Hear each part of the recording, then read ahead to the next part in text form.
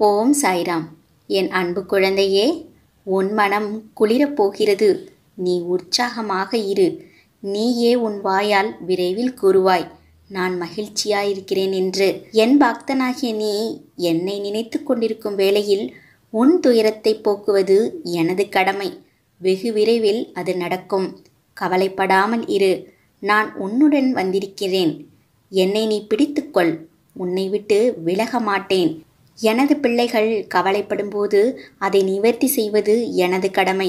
மழை வருவதற்கு முன்னால் மேகம் கருப்பாய் சூழ்கிறதோ அதே போல இருள் இருக்கும் இடத்தில் ஒரு சின்ன வெளிச்சமும் இருக்கும்.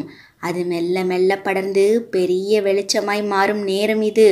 உன் வாழ்க்கையில் சூரியன், சந்திரன், நட்சத்திரங்கள் ஒட்டுமொத்த வெளிச்சத்தையும் நான் தரப்போகிறேன்.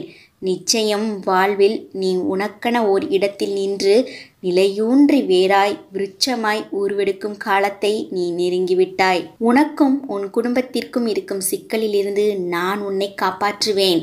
என்னை நம்புகிறாயல்லவா? என் வார்த்தைகளை வேதவாக்காய் நினைத்து செவிமடுத்து அதை எடுக்கிறாயல்லவா? அப்படியென்றால் உன்னை நம்பு. உனக்குள் தான் என் ஒலி கேட்கிறது.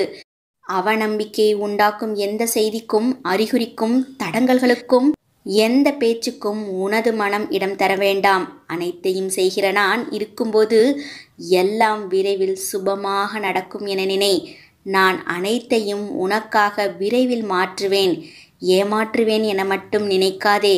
என்னிடம் பிரார்த்தனை செய்த பிறகும் பிரச்சனை தீரவில்லை என்றும், இருந்த நிலை அதிகமாகிவிட்டது என்றும் அவசரப்பட்டு முடிவு செய்துவிட வேண்டாம். கால்களில் தைத்துவிட்ட முள்ளானது கடுமையான வேதனையை தரும். இரவு பகலாக உறங்குவதை கூட தடுக்கும். இதை அப்புறப்படுத்த வேண்டுமானால் வேறு ஒரு முள்ளை கொண்டு தைத்த முள்ளை சுற்றி பல முறை குத்தி கொண்டிருக்க வேண்டும். முள்ளை ஆட்டி பார்க்க வேண்டியிருக்கும். அப்போது வலி உயிர் போவது போலிருக்கும். ஒரே ஒரு முறை குத்திய முள்ளே கொடிய வேதனை தரும்போது அதை எடுக்க பல முறை குத்தப்படுகிற நிலையில் வலி கூடுதலாகத்தானே இருக்கும். ஒரு முள்ளின் வலி உனக்கு பாதிப்பை உண்டாக்க என்பதையும், பல முறை குத்துவதால் வருகிற வலி அதை நீக்குவதற்காகவேன்றி காயப்படுத்துவதற்காக அல்ல என நீ உணர்ந்து கொள்வாயாக. கஷ்ட நிவர்த்தி வருவதற்கு முன்னால் அதன் தொல்லை மிகவும் தாங்க முடியாத அளவு தெரியும். பாபா கைவிட்டு விட்டார், இனி யார் காப்பாற்றப் போகிறார்கள் என நினைப்பாய். பயப்படாதே. என் பக்தனுக்கு நான் துர்கதியை எந்த நிலையிலும் நான் பரிசாக தரமாட்டேன்.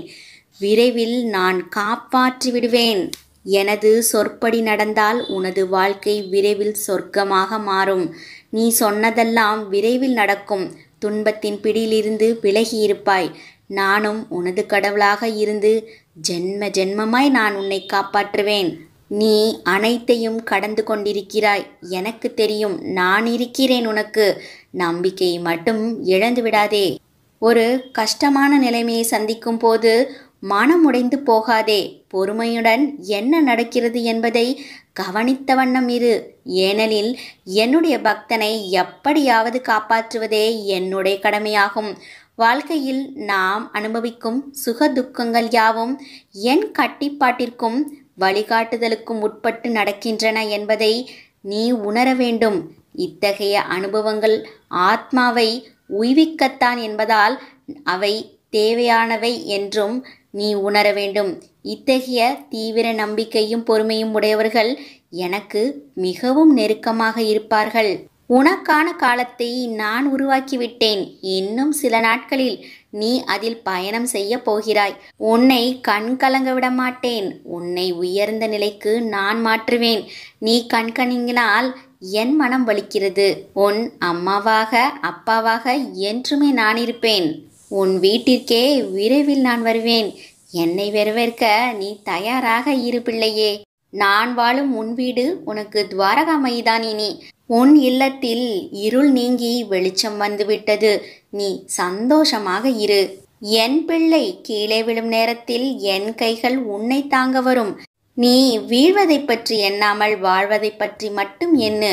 உன்னை தாங்கி பிடிக்க நான் அனைத்திலும் மேலான உன் சாயப்பாயிருக்கிறேன் என்று மட்டும் நீ மறவாதே. வாழ்க்கையில் நிம்மதி என்றென்றும் நிலைத்திருக்க வேண்டுமெனில் பிரச்சனைகளையும் பிரச்சனைக்குரியவர்களையும் தூரத்தில் வை. தேவையில்லாமல் உன்னை சுற்றி உள்ளவர்களிடம் கோபத்தை காண்பிப்பது தவறு. நல்ல விஷயங்களுக்காக மனதில் மாற்றங்களை ஏற்கலாமே தவிர வேறு எதற்காகவும் நீ உன்னை மாற்றிக்கொள்ளாதே. நீ நீயாகவே வாழு. வாழ்க்கையே சிறந்த ஆசானாக உன்னை வழிநடத்தும். உன்னை முந்தி செல்பவர்களைக் கண்டு கலங்காதே. உனக்கான வெற்றியை உன்னால் மட்டுமே நிரப்ப முடியும். துவளாதே.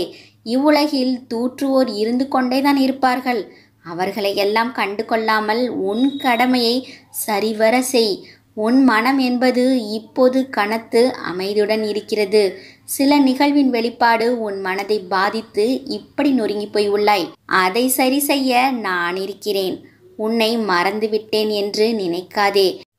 என் உயிர் நீதான். எப்படி நான் மறப்பேன்? விரைவில் அனைத்தும் மாறி இனி உனக்கு நிச்சயம் வெற்றி கிடைக்கும். உனது கனவு விரைவில் பூர்த்தியாகும். உனது எண்ணங்கள் நிறைவேறப் போகிறது. உன்னை தேடி அதிர்ஷ்டம் வரும் நேரம் இது. யாரிடம் நீ மனம் விட்டு உன் குறைகளை பகிர்ந்து கொள்கிறாயோ அங்கிருந்தே நிவர்த்திக்கான வழிகளை நீர் செய்கிறேன்.